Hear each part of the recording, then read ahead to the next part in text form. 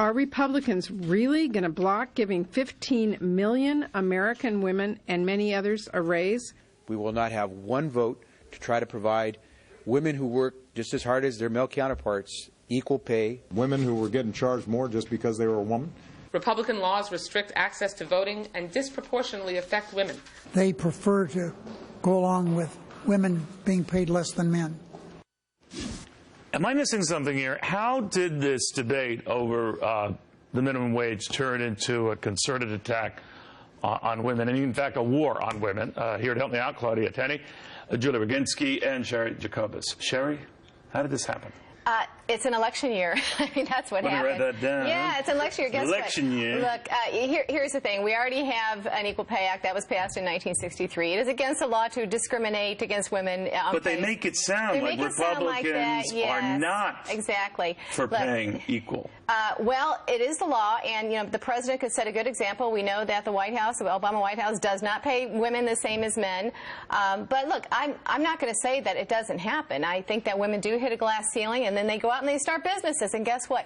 Women-owned businesses create more jobs in this country than all the Fortune 500 companies combined. When you start making it harder for women to create these jobs, you're going to have a problem. Well, that's where it transcends the whole. I think the whole gender thing, Claudia. I mean, I think it's just you're a small business owner. It's about just providing opportunity that would benefit men and women. We don't need government to get in the way of women creating jobs. I'm a co-owner of a small business that's in its 68th year. And the last thing we need is government to come in and regulate us even more, especially coming from New York. And but among your workers, are men and women paid equally? Absolutely. Yeah, it depends on the job. I mean, right. Currently we don't have any women operating a press, but when I was running the division in our company, we did have a woman running a press, and she was fabulous, and she got paid based on merit, not based on some government intervention into how we should pay people. And I think women deserve to be paid based on merit and not based on some government regulation. How did this get mixed up in the debate then? Well, look, if you look at the actual metrics, right, you have Obamacare, which Republicans rail against all the time, but one of the aspects of Obamacare that's very popular and that Democrats have been pushing is the fact that obviously it ends discrimination against women being charged more for services than men. That's a fact. That no longer is the case. You have the Lilly Ledbetter Act, which would prevent somebody from not being able to sue after a while if they got discriminated against for wage discrimination. Republicans voted against that.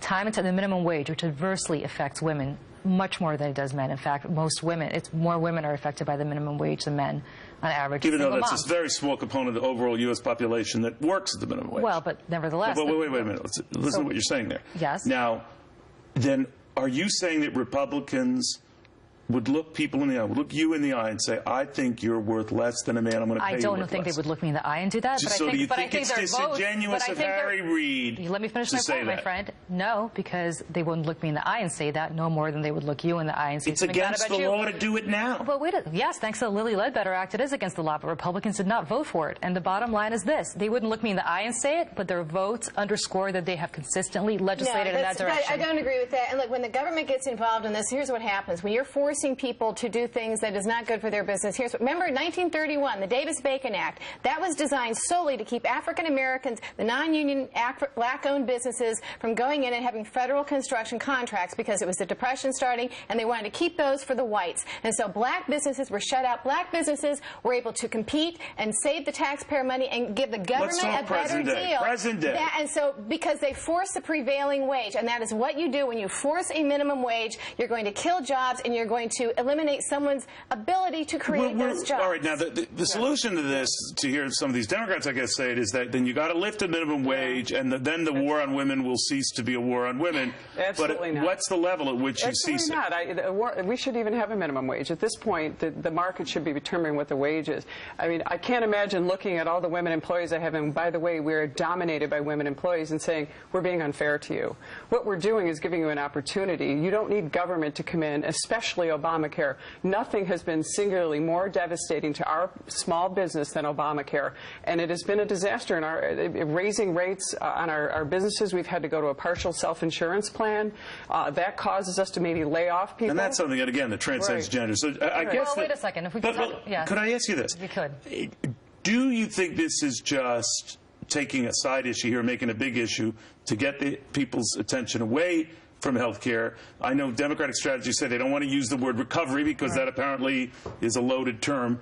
So is this just a load of you-know-what to deflect all of the above? No, it's actually a reality. I just laid out for, first of all, two things are going on. One is, of course, Sherry is right. There's an election, so lo and behold, there must be some reason. You're the second person who's told me the same reason Benghazi all of a sudden is, so out front and center. I can't imagine why. Could it be because Hillary Clinton may be the next president? Is the same reason? No, is this? No, of course not. Benghazi is all legitimate. Absolutely Of course. Stick it out. Your point. But my point is this. Yes, part of it is the fact that it's being accentuated because there's an election in a few months. But part of it is the case that I just laid out. I laid out for you 3 tenets right now that clearly demonstrate the Republican Party is on the side. Do you think it's at best disingenuous to say if Republicans are against raising the minimum wage, they are somehow against women? They are somehow inflicting a war on women. If I'm saying to you that women, especially single women, especially single moms, are disproportionately helped by hiking the minimum wage, and you're saying to me, I don't care. So we had That's not the truth. No, we had a nearly 90 million workforce, 2 million paid at the minimum wage. Let's say all 2 million are women.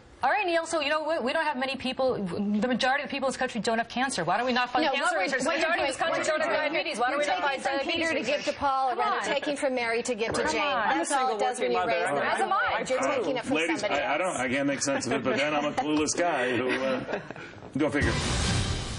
Not that I need it, but wrestler John Cena giving me some advice. Not about working out. I'm talking something bigger, much bigger.